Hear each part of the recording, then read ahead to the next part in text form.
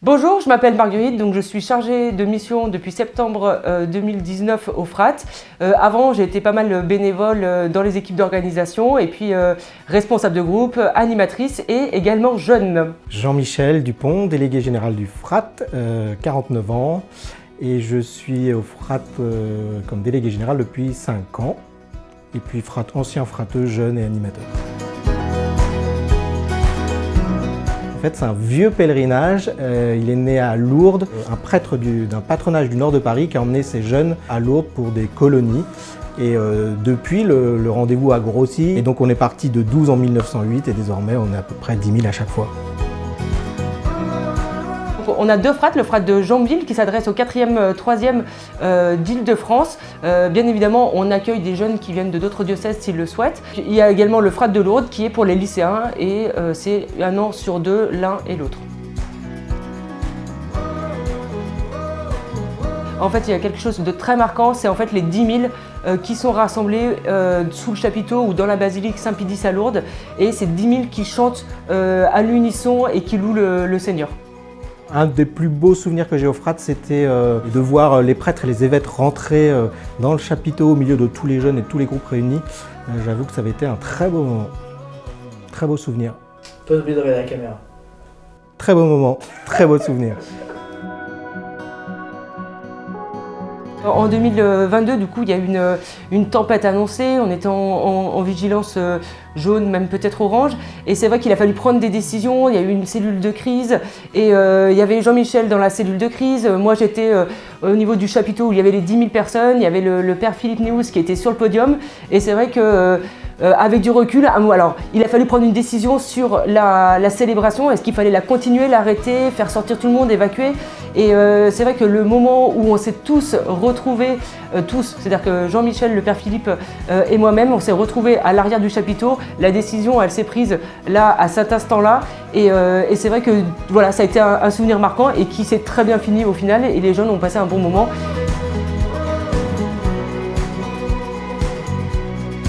Je pense qu'aujourd'hui, les jeunes sont en recherche de repères et il y a deux choses. Il y a la recherche de repères et un côté communautaire. Pour rassembler des jeunes, pour leur faire vivre quelque chose de fort, ça répond à une certaine demande. Aujourd'hui, on peut encore vivre des rassemblements, on peut vivre avec d'autres jeunes de leur âge qui viennent de milieux différents, d'horizons différents, de milieux sociaux, culturels différents.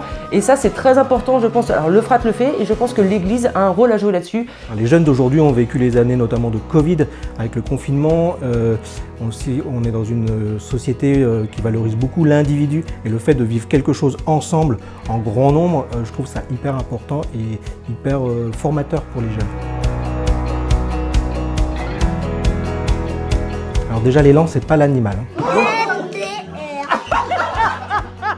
Donc c'est vrai que dans la société actuelle où tout n'est pas toujours rose, où il y a des difficultés, chacun à son niveau, que ce soit des difficultés sociales, financières, etc., on aurait tendance à dire on n'avance plus, on n'arrive plus à avancer. Et en fait, il faut toujours avoir cette petite espérance, cette petite flamme qui fait que en fait, l'avenir est ouvert et ne ralentissez pas votre élan, ne ralentissons pas notre élan, avançons, prenons les étapes les unes après les autres.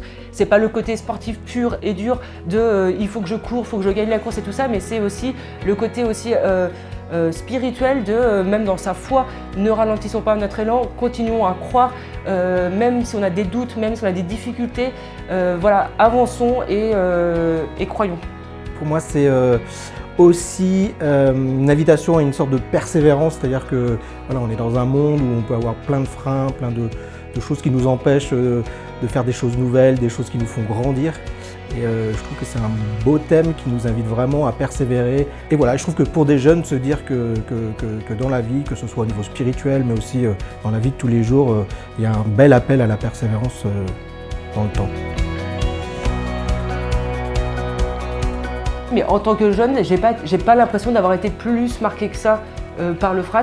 Par contre, en y revenant en tant que maire de village, oui, ça m'a apporté quelque chose, mais parce que ça m'a donné aussi une responsabilité et j'ai appris aussi à transmettre C'est là que je me suis dit, le frat, je le fais pas pour moi, je le fais pour les jeunes. Et qu'est-ce que les jeunes vont recevoir, qu'est-ce qu'ils vont garder, comment je peux les marquer pour que eux, ils aiment cet événement et que même ils grandissent dans leur foi pendant cet événement. Les témoignages qu'on reçoit de jeunes et de moins jeunes, en fait, sont hyper bouleversants parce qu'on ne se rend pas compte ce qu'on peut faire au quotidien dans notre job, quel impact ça peut avoir sur la vie des jeunes.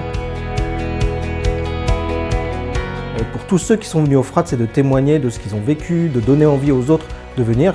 La deuxième façon, c'est d'aider financièrement dans la mesure des possibilités des uns et des autres, en faisant des dons, en proposant ses services au Frat, et puis de porter le Frat dans sa prière.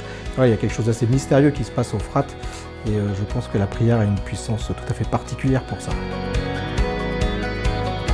Alors on vous donne rendez-vous du 17 au 20 mai à Jambeville pour le Frat des 4e, 3e.